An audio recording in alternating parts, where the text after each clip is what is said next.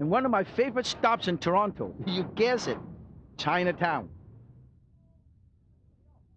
Toronto Chinatown is such a colorful neighborhood. What started out as mainly Chinese has grown into a multi-ethnic community. Many Toronto natives come to Chinatown to shop for food. You can find a wide variety of food that is hard to find in regular supermarkets. Exotic fruits, for instance. Whoa, look at this. This is bong bong, bong bong. Look at these, fresh sweet mangosteen. And the king of fruits in Asia, durian. Lydia Osorio immigrated to Toronto from Macau, and along with her old world charm, she brought her wonderful family recipes for Macanese dishes like this poco samarado, or slow-cooked 7-flavor pork that she made. Beautiful. Look at this. This is very nice. And you are so good. You're so patient with me. Macanese cooking is a wonderful combination of Portuguese and Chinese ingredients and flavors. It is one of the less well-known culinary treasures of Asia. This Mrs. Osorio's okra with shrimp paste is unique to Macanese cooking. Here, we are doing Lydia's favorite vegetable dish, okra chow chow, with onion, tomato, oh, of course, shrimp paste. The okra comes at the end. Everybody loves okra because it's got a very nice texture, and it's slightly sticky. Slide the whole thing right over here. This is so colorful, yet so simple. Now for Lydia's beautiful dessert. We cook up the mixture, stirring all the time for about 10 minutes until it boils. In the old days, they would grate the fresh coconut. Yes. And boil it and get all the juice out. But now we can get it in the cans, so that saves us a lot of work. Yeah. Pour it into the mold, then put it in the fridge. And when it is cool, this coconut pudding will make such a wonderful dessert. But now it is time to share all these good foods with Lydia and 3 generations of her family. Lydia, I want to thank you because you taught me a lot in just a couple hours. I learned how to make this. That is marinated pork, porco samarado. That is okra chow chow. And of course, the coconut pudding.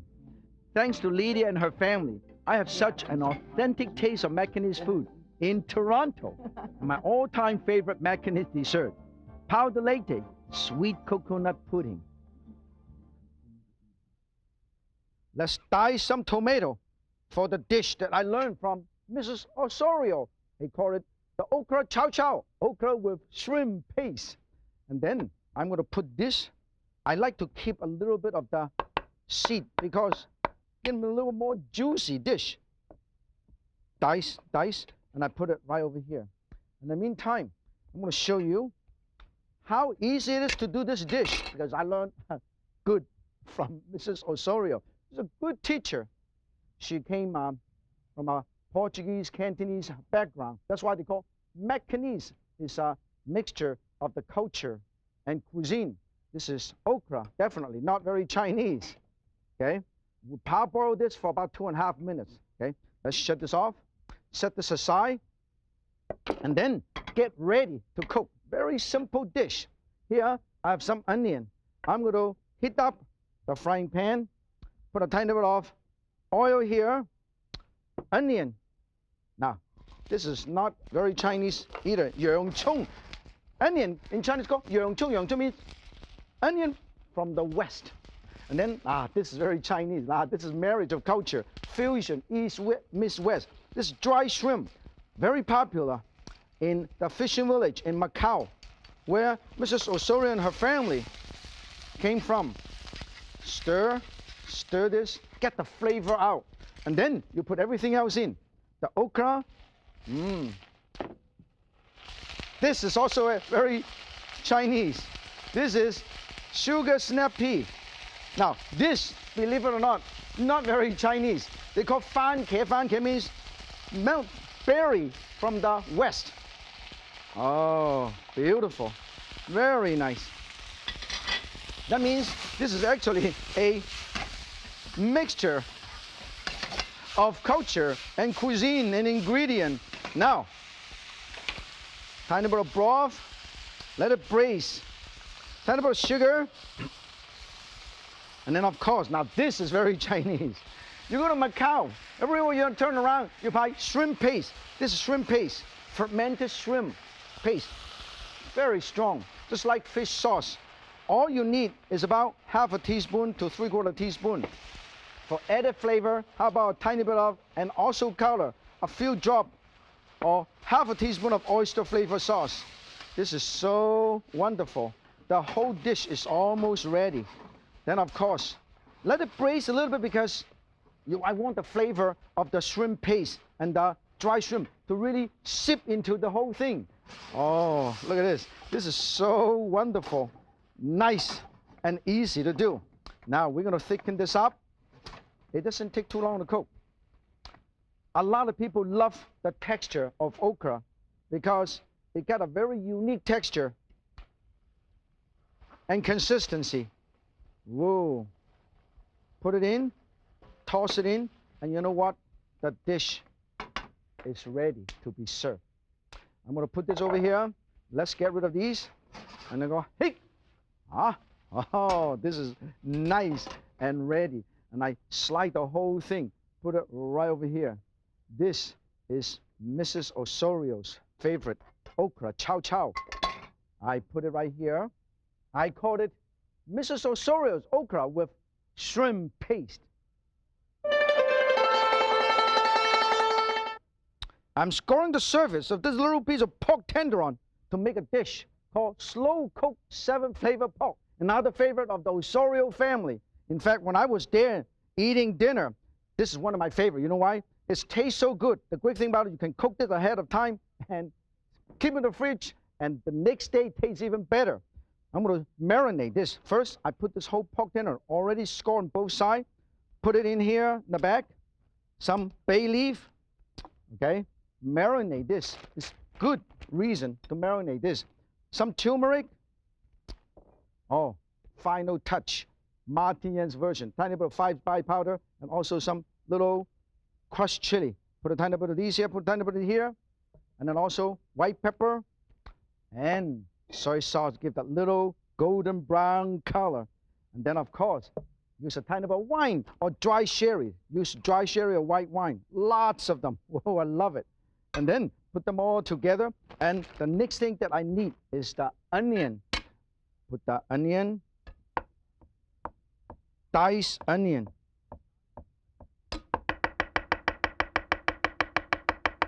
That's all I need, okay? Put them all together. And then put them all, see, spatula. Put it right in here. Why I use this? Because when you have a bag, you can massage your meat, mix it very well. This is it. See, this is very, very good. See, make sure you do it like this. First, you seal this. Make sure to massage this, and it's beautiful. Now, be very careful because turmeric is really stings, okay? Very careful. Once it's done, we'll put it in the fridge, okay? Let it marinate overnight, or even at least 2 or 3 hours, okay?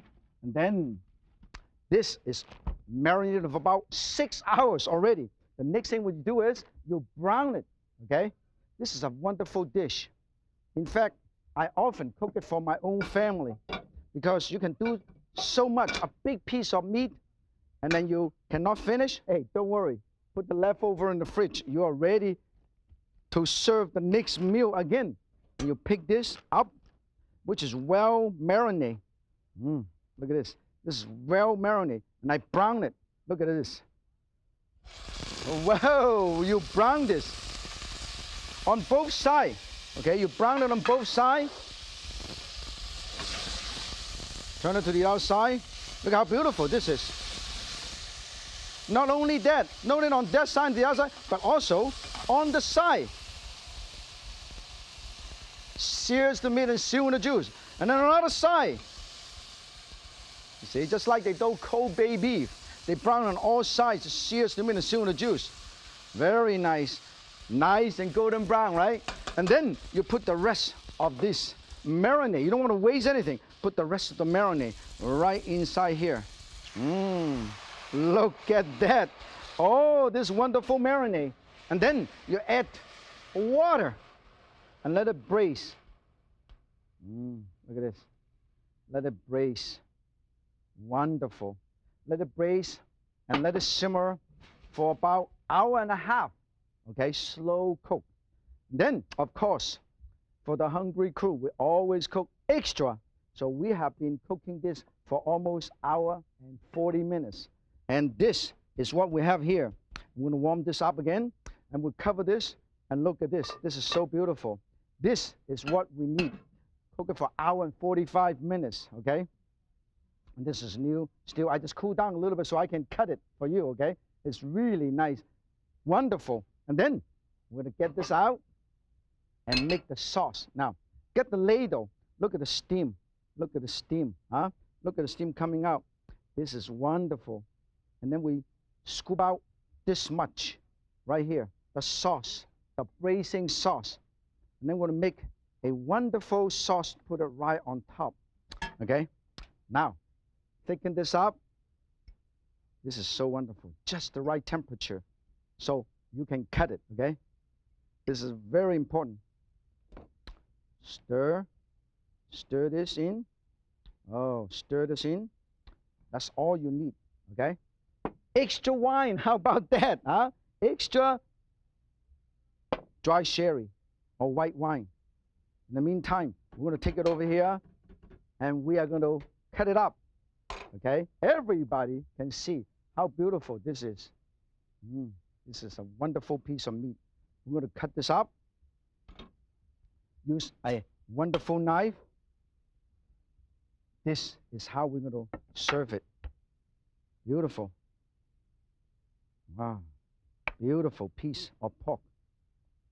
Okay? And this sauce is already. So we lower the heat. Look how beautiful. Slightly pink is the best choice. Oh. Beautiful piece. And line them all up. Now, this is how you do it, okay? You start from here, line them all up. 1, 2, 3, 4, 5, 6, 7, 8, 9. Look at how beautiful these pieces are. And then, to make it look even nicer, you use a knife, okay? Because I have done some garnish earlier. Beautiful, beautiful. See? Make a little tomato roast and also have some cucumber flour. You see this? Very simple. You line them all up like that. Roll it, roll it, roll it, roll it.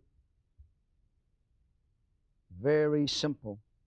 Roll it up, roll it up, roll it up. And you know what you have? You have a beautiful roast right in the middle. Okay? Put it right in the middle here. It's a roast.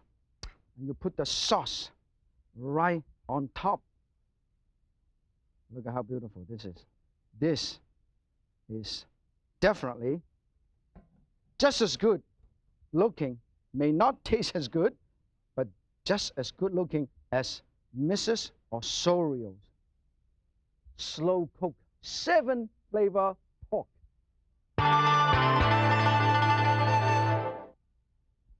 I'm cutting some lightly soaked cellophane noodle or saifan in half, so it makes it easier for me to do the dish I call a stir-fry soybean sprout with bean thread noodle. This is my family's favorite. My mother fixed this all the time, at least once a week, because I was in Mrs. Osorio's family kitchen. So inspired me to do this, my family favorite. I slice this green onion in half, and I go 1, and then 2. You see, put it aside. A lot of green. Green onion adds flavor, color. And then of course I need some extra garlic too. And I press those, the whole thing comes out. And then mince the garlic. Look at this. Mince the garlic, set it aside. Mince the garlic a little bit more. This is another way of doing it. Chop garlic. Put it right over here. And then you're ready to cook this dish. Okay? This is actually a very simple dish to do. And I was taught to do this dish by my mother for years and years when I was growing up in Guangzhou, China. Let's turn it up and put the garlic right here. See this? And then the other ingredient I'm going to put in, I'm going to show you. I have green onion, wood ear, soybean sprout. You can use the regular mung bean sprout. The difference is this is made from soybean, this is from mung bean. Mung bean is green bean and soybean. This actually have more protein, vegetable protein. This is carrot and Sichuan pickle. What is Sichuan pickle? This is Sichuan pickle. You can buy them in a can like this, called preserved, Sichuan preserved vegetable. I'm going to show you. In the meantime, I'm going to put this right over here. Whoa! Stir it in. Nice. Toss it, stir. And then put all the cellophane noodle or sai fan or fan si and a green onion. More green onion. Put it right over there. And then stir. The best way to do it is like this. Okay? See? Because this you can pick it up and toss it. Otherwise, you can use 2 spatula and toss it like you do salad. This is how colorful. Very simple, very easy to do. Vegetarian, healthy, and light. Put a tiny bit of home-made soup stock, vegetable stock. Look at this. Just let it cook for a little while. Let the flavor sip into it and get a few drop of sesame seed oil, a tiny bit of soy sauce. Simple flavor, simple family style. I've been talking about banquet dish. I've been talking about family cooking. The difference is family cooking is something simple ingredient, everyday seasonal ingredient. You put them all together and doesn't cost you much, doesn't take too much to do. Restaurant cooking and banquet dishes takes a little bit more time to prepare, a little bit more time to garnish and present. And the ingredient also a little bit more expensive. Let it sip in here and let the flavor really sip in. And that's the reason why. Now, the next thing I want to show you is a few things that some of you probably have never seen before. Always make sure your cutting board is nice and clean. Your knife is nice and clean. You see this? Nice and clean. And then I want to show you a couple of things. Now, this is Sichuan pickle. Okay? How do you say Sichuan pickle? This is actually preserved with salt, Sichuan peppercorn, and chili powder. Okay? And then what we're going to do is we hold on to this, and I slice this first piece out, set it aside. Look at this, nice and flat. And I cut it because I love this Sichuan pickle so much. I'm going to use a little bit more. Slice it and stack them up. Slice it, stack them all up. And then we're going to use a little bit more of the Sichuan pickle. Slice it, Julian. You see how I do it? I push, hold on to my knife, push the blade against my knuckle, never raise my knife higher than my knuckle. And I go like this. As I go, I move my finger backward. Very, very simple, okay? Oh, this is nice.